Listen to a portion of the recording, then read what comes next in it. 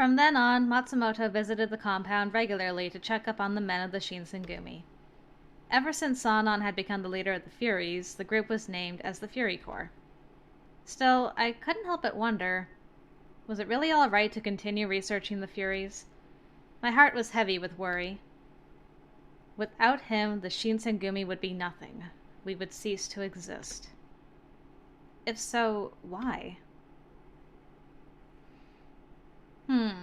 So we're going to ponder Sanan's role a little more closely this time around. Does that mean we're doing well with Hijikata? I should check on my status with him. It's now August. Good a time as any to check your status, right? I think so. Is someone's phone going? Probably not.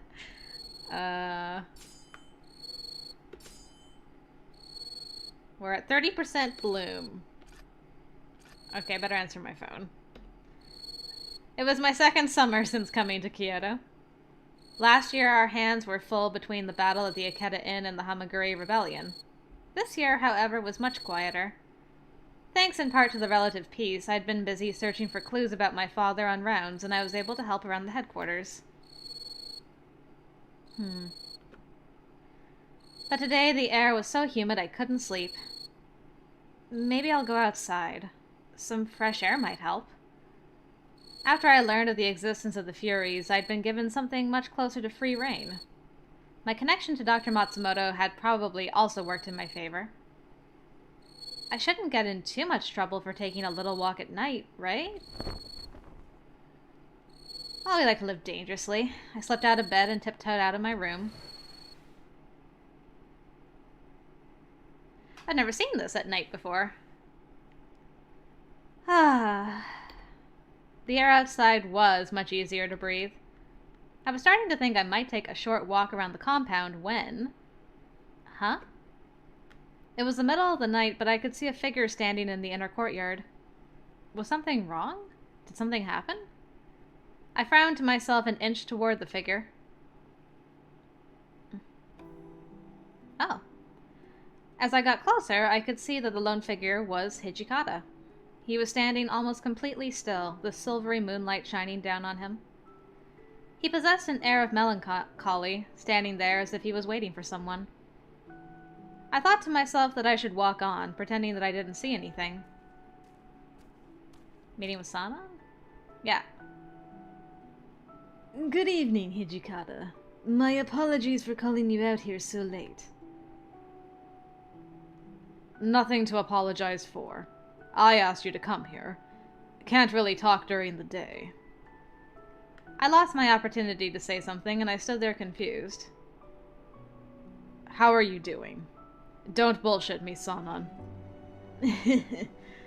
Well, the sun is down, so I'm feeling all right. If I have any complaints, they would be about this wretched heat and this intolerable humidity. They didn't seem to notice me. If I tried to leave, I was sure I'd make some kind of noise and they'd catch me. I decided to just keep quiet. I like to imagine that she's not hiding behind anything, she's just standing, like, right in the open. I have mastered the art of moving so slowly that I turn invisible.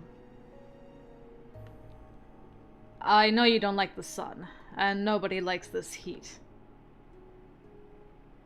But you know what I'm getting at, Sanan. Are you... You want to see if I've gone mad, correct? If your heart aches for me because of what I've become, perhaps this can serve as a balm. I do not regret drinking the water of life. Indeed, I am quite pleased with the results. My arm can carry a sword again, something I never thought would happen again. But Sanan's smile didn't seem to be what Hijikata wanted, and he frowned. Yeah, you healed up real good, but at what cost? When you became a fury, part of you goes away. Maybe even too much. This isn't something we should be taking lightly. You worry far too much, Hijikata. Look at the bigger picture. We've been given a gift. A miracle, even. One man's miracle is another's curse. I don't like this. Hijikata scowled. Oh ho, how scary. I'd be a fool to disregard one of your hunches. You'd be a fool to joke about this. I'm being serious. Sanan just shrugged. I wanted you to be up there with Kondo. You're a colonel. You should be one of the faces of the Shinsengumi. This behavior is so unlike you. Are you sure you're alright? Then suddenly he looked up. I had no time to hide, and he looked right at me.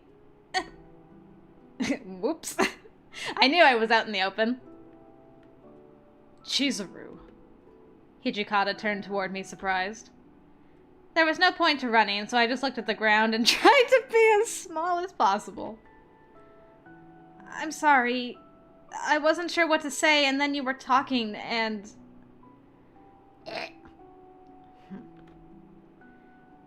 Really, Hijikata, you've much more important things to worry about than me.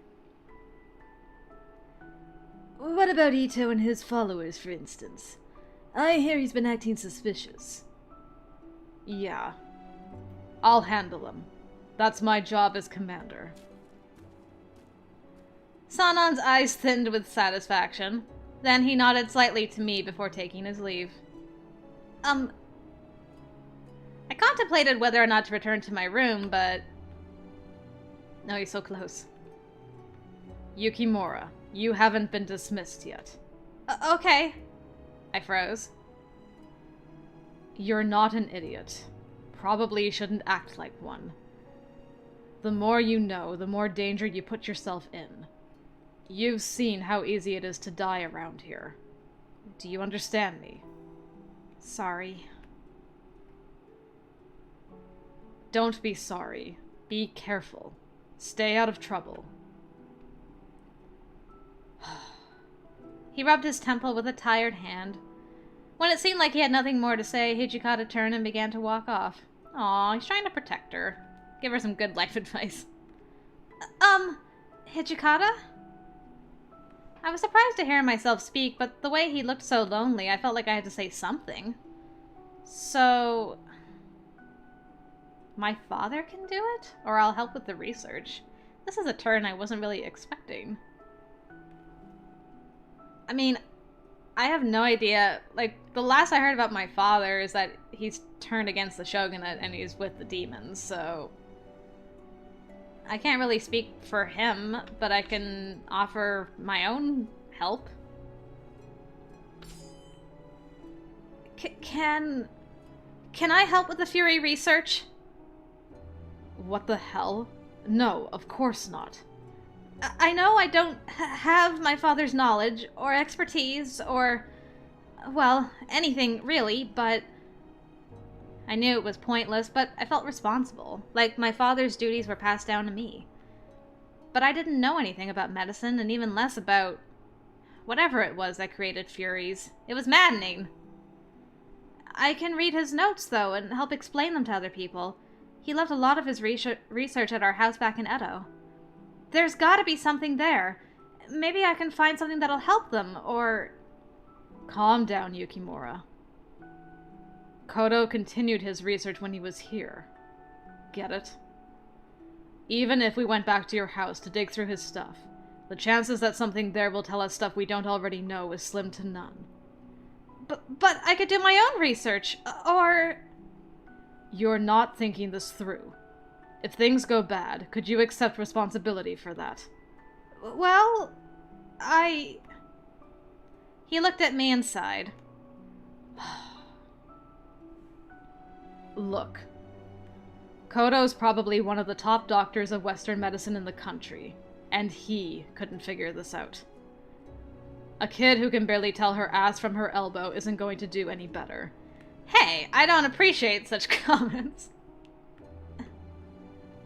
He was right, of course, about all of it. It felt stupid to think for a moment that I may be able to solve something my father had failed to. Well, I mean, we had to try. Sorry. I tried to look as contrite as possible. Hijikata's mouth twisted. Aw, he appreciated that we were trying to help, though. Okay, that's good. Yeah, alright. We did good. You want to help. That's what matters.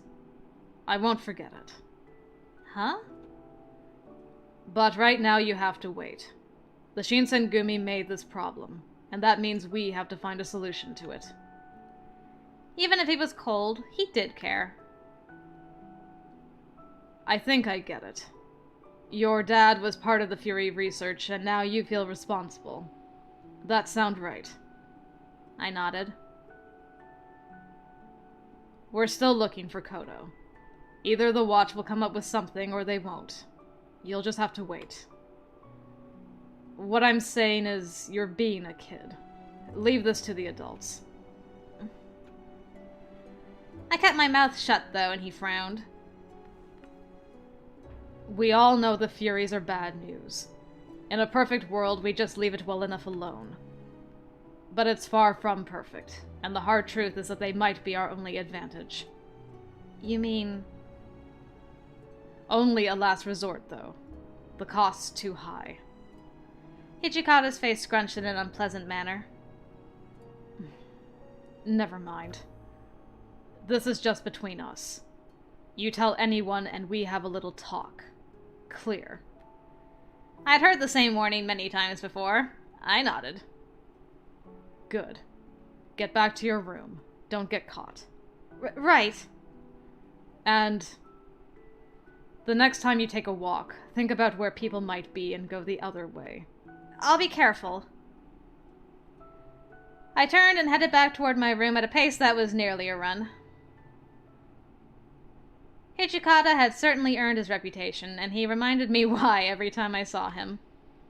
But there was more to him than that. His cold, severe mask hid more empathy than people realized. Or maybe they did. A man didn't earn that much respect through discipline alone. I slowed to a walk and let the night wind brush against my face as I thought about Hijikata and the kind of man he was. And I had a butterfly land on my own moon of a heart at the thought of it. Even if we are a kid that can't tell our elbow from our ass. Such poetic turn of phrase. Bleh.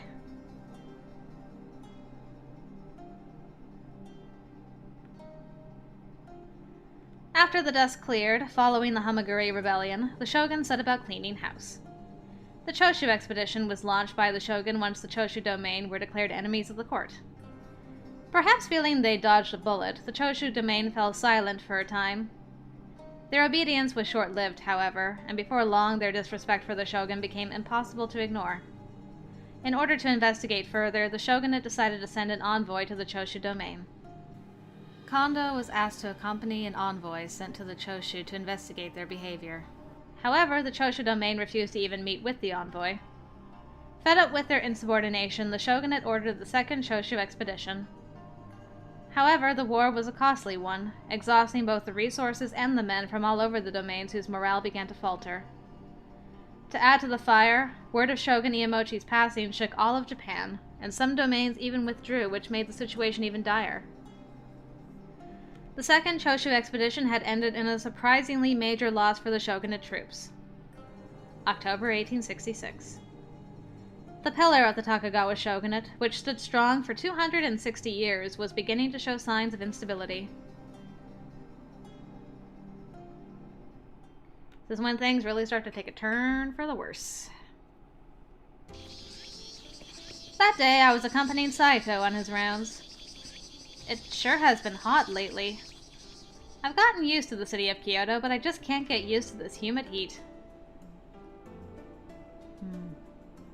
Indeed. I always wondered. Even in midsummer, Saito always wore his full uniform. Wasn't he hot? He kept his vigilant guard up while observing the city of Kyoto. We can begin with this store and do our rounds.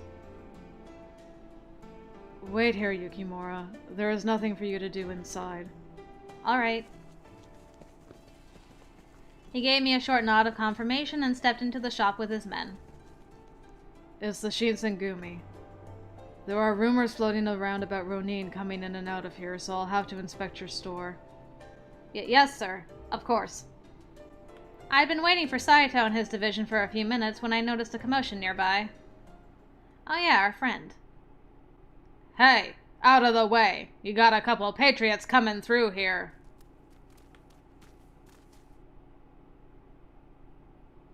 Yes. A number of rather unpleasant-looking Ronin were making their way in my general direction, yelling, threatening, and intimidating anyone unfortunate enough to cross their path. Patriots? Hardly. Perhaps they considered themselves loyal to the imperial court, but they looked like the sort who only used their supposed patriotism as an excuse to steal and kill. Hey, you deaf? I told you to move! The Ronin tossed a poorly aimed kick at a child playing in the street. What should I do? It seemed like the warriors were preoccupied with their investigation in the store. Just as I was about to stop the Ronin. Desist, you hooligans! Wusses. You think you can tell us what to do, lady? Ha! A woman wants to pick a fight with us. Patriots loyal to the Emperor. Well, perhaps it is you who should feel pathetic for being told by a woman to stop. Don't you know how much trouble you're causing to the Kyoto civilians? You bitch! The man's obviously short fuse had been lit. He made a grab for the girl and missed. I suspected his next attack wouldn't be as inaccurate. I couldn't let that happen. Desist, you hooligans, ×2. Wait! When I had come to my senses, I noticed that I had instinctively taken action. I had positioned myself in front of the girl, protecting her. Who are you? You know this broad? No, I don't. Then how's about you keep your damn nose out of my goddamn business? Flecks of spit flew from his mouth as he roared at me, and my legs suddenly felt somewhat weaker than they had a moment ago. But I was committed. I couldn't run now. If you truly love your country as you say, then why do you abuse women and children? A samurai should protect common people, not attack them. What did you say? That's right. You tell him, son. How do you like that, you damn Ronin? Patriot my ass. Get out of my city. Something about my speech must have struck a chord with the gathering crowd. With the cheers, my legs started to regain some of their usual steadiness. You son of a bitch! With the rough hiss of... I think I said this last time. With the rough hiss of metal, the Ronin's sword leapt from its scabbard. Gah! I suddenly discovered I had difficulty swallowing. I could try to dodge, but if I did, he might hit the girl my actions had intended to protect. I was about to draw my sword. Thunk. Gah! Huh? That's my boy. Slowly, carefully, I opened my eyes. You needn't worry. I use the back of my sword. Saito! You... Take them to headquarters. They may be Choshu. Yes, sir. Working quickly, Saito's men set to work binding the Ronin for transport. Saito's cold eyes fell on me.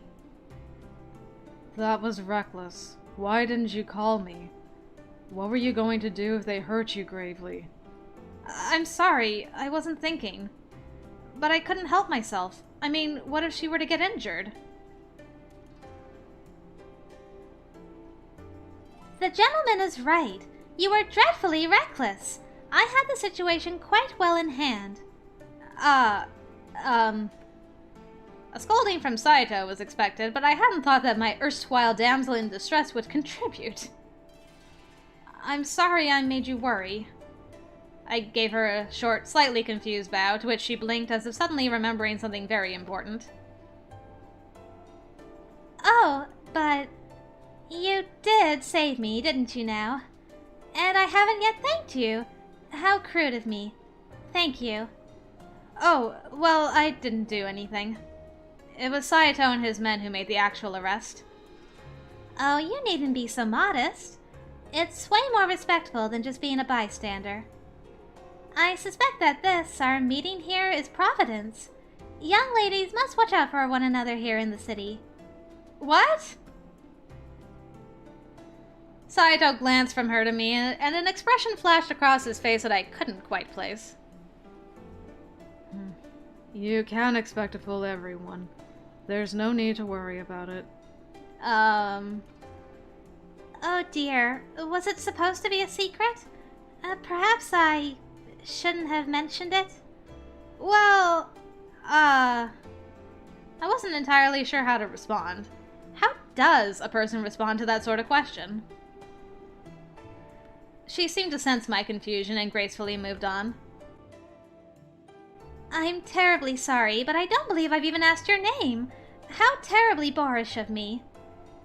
I should very much like to be friends, but it is difficult to become acquainted with the nameless. Might I inquire as to who you are, then? Well, this is... Oh, I know who he is. Mr. Saito, yes. The Shinsengumi is frightfully famous here. And you are? My name is Chizuru Yukimura. It's nice to meet you. Yukimura? Her eyes grew wide as if she were surprised, and she stared intently at me.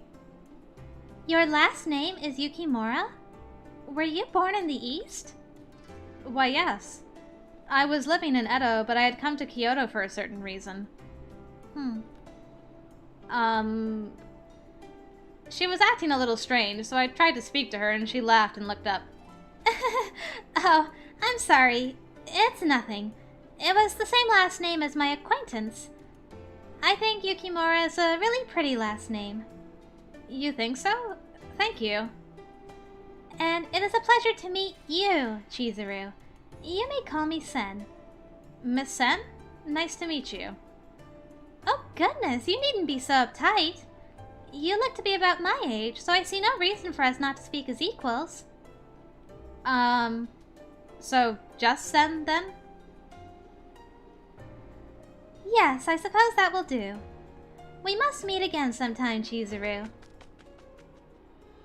She gave my hand a gentle squeeze, then turned and left, her kimono flapping behind her.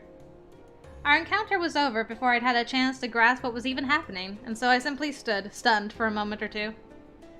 Saito was eyeing Sen walking off, and eventually he turned to me. That girl seemed to be rather curious about your last name. I know, huh? She did say it was the same as her acquaintances. Well, I guess Yukimura isn't an uncommon name either. It seemed like Saito was concerned with her reaction to my name, and he was deep in thought. We're running behind our schedule. We should be going now. Oh, yes! So we continued on our rounds, trying to withstand the scorching heat. The heat wave ended up lasting several days. On one such day... Oh yeah, these guys are back. Pardon me, Yukimura. Is the batch of tea I prepared good enough? Oh, it may be better to make them lukewarm. It's still quite hot today, you know. Ah, I see. You're amazing. This young man is Kazue Soma. He joined the Shinsengumi just before summer began. He's very serious and respectful. Kondo supposedly met him when he was in Choshu for the envoy, and he invited Soma to join us. Now he currently works as Kondo's page. I guess he grew fond of the Shinsengumi, and he was focused on learning about all that it takes to become a successful warrior. Then maybe we could water it down. But if you do that, then the tea's flavor will become lighter. Oh. Hey, Soma, what are we supposed to do, then? Why don't we cool it down with the well water? Oh, that's a good idea. Let's give it a try. This energetic lad is Risaburo Nomura. He joined the Shinsengumi around the same time as Soma, and because of their closeness in age, Nomura became Kondo's page in training. For him, he was a huge fan of the Shinsengumi, and he joined them because of it. That left me to make sure that I teach them about all of the duties and responsibilities that go into becoming a page. Which was harder than I thought. The tea doesn't have to be room temperature, just a little cooler to offset the hot weather. So, first, prepare some warm water rather than boiling hot. Then try brewing it. That way it doesn't dilute the tea's flavor. Whoa! Wow, okay, I see. Wow, you sure do know a lot about this stuff. I agree. It's very educational. Thanks? Well, as for the tea, I'll pour some and take it to them, so you two... What do you want us to do? We'll do anything. Yes, indeed. Let us know. Alright guys, you two are going to do some sword training with me. What's the matter? You don't want to do it? No. Please train us. Well, as for me, I have some work to do. Hey, you're a newbie. Don't be shy now. Nomura, come on now. This training is what will make us great warriors. That's not training, that's pure hazing. Well, I'll be taking them off your hands for the moment. Okay. Please take care of them. Soma gulped deeply, and he looked nervous. Nomura, on the other hand, looked ready to cry as Nagakura dragged both of them off to training. I wish the two of them the best of luck. Poor guys. I do like them. Here are some parched barley tea, Kondo. Supposedly it lowers the body's temperature. Oh, thank you. Ah, the tea you pour is always easy to drink. It's perfect, Yukimura. Thank you. He was deep in thought, arms crossed and stern. Things were bad since Lord Iamochi's death. Kondo especially was having a difficult time. Perhaps it was best if I simply left him alone. I turned and had already begun to walk away when he spoke. Matsumoto is examining Soji right now. His coughing had grown more violent and more frequent lately. Perhaps... What did he say? He hasn't said anything yet. I hope it's nothing serious. If something happened to Soji, I don't know how I'd be able to face her. Her? When we left for Kyoto, Mitsu, his older sister, asked me to look out for him. Oh, Okita has an older sister? He does. They lost their parents when they were children, so Mitsu was Soji's parental figure and raised him. Ah, I see. Okita seems to have been through a lot. Well, he is an honest man. I'm sure he didn't think he went through a lot. Seriously. To call a twisted man like him honest, I think you would be the only person in all of Japan who'd say that. Oh, Hijikata. Oh, Toshi! How are you? Did you want some tea too? No, I don't need any, but... Did you hear about the notice board over by Sanjo Ohashi Bridge? Yes, I've heard. The notice board about the Choshu's crime, right? Some assholes pulled it out and tossed it into the Kamo. Of course, I heard about that as well. But I thought that they put the notice board back up the next day. They did. Same thing happened. I think they're gonna ask us to keep an eye on it pretty soon. It got torn down at night, didn't it? What do you say to using Sanan's Fury Core, then? The Fury Core. You think it's a bad idea? They work hard enough, but... they tend to get a little excited. Whenever we get them something to do, they end up slaughtering the other side. That's not enough for them, though. They go in and hack the corpses to bits. Most of the time, they're not even recognizable. Maybe they're doing it to try and hide the Shinsengumi's hand, but they're going too far. We're not just a pack of murderers. I told them to knock it off, but they won't listen. They just want to play with their corpses. They keep this up and we're no better than those night cutters.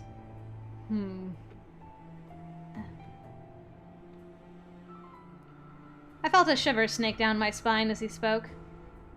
Even after a year, I remembered with terrifying clarity what I'd seen when I first arrived in Kyoto. The Furies. They'd behaved as if possessed by evil spirits, their swords mercilessly hacking away at dead men. It hadn't been hatred or fear that drove them, but some sort of twisted amusement. I didn't think I'd ever forget the half-mad smiles each had worn. I've got a few other ideas.